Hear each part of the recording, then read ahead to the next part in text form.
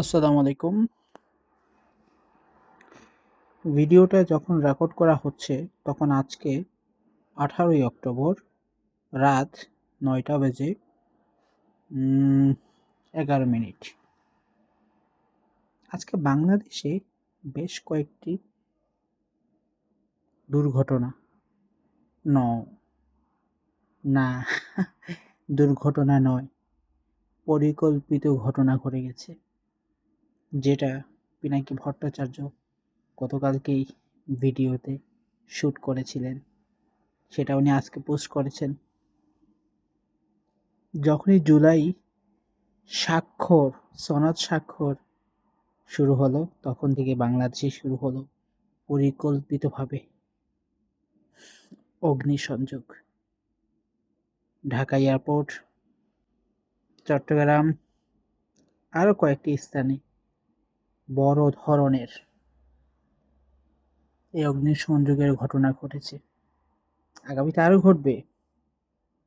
আওয়ামী সন্ত্রাসী জঙ্গির বাচ্চারা, আওয়ামী ধর্মের অনুসারীরা সর্বোচ্চ চেষ্টা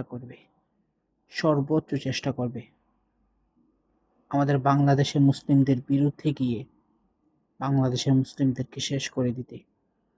এই নাস্তিকের বাচ্চারা, এই শুয়োরের বাচ্চাদেরকে ছাড়লে অনেক বড় ভুল করবেন। এদেরকে ধরে ধরে জয় বাংলা করতে হবে। আমরা বারবার বলেছিলাম বিপ্লবী সরকার গঠন করার কথা, আমাদের কথায় কেউ কান দেন নাই। বুঝতে পারছেন, আরো ঘটনা ঘটবে। ইউনূস,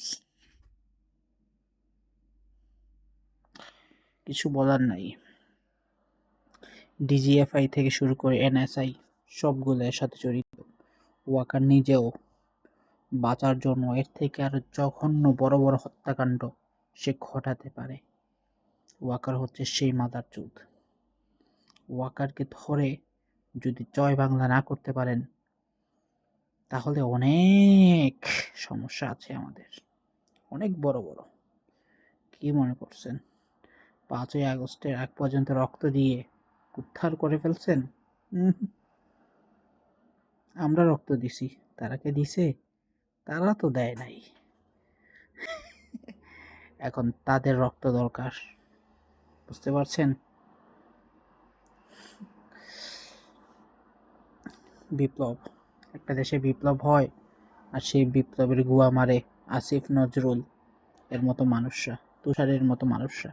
এই শুয়োরের বাচ্চাদেরকে ধরে ধরে জয় বাংলা করতে হবে। মনে রাখবেন, বাংলাদেশের অস্তিত্ব হুমকির মুখে। এটা আপনাদেরকে মনে রাখতে হবে। বাংলাদেশের অস্তিত্ব হুমকির মুখে। ধন্যবাদ।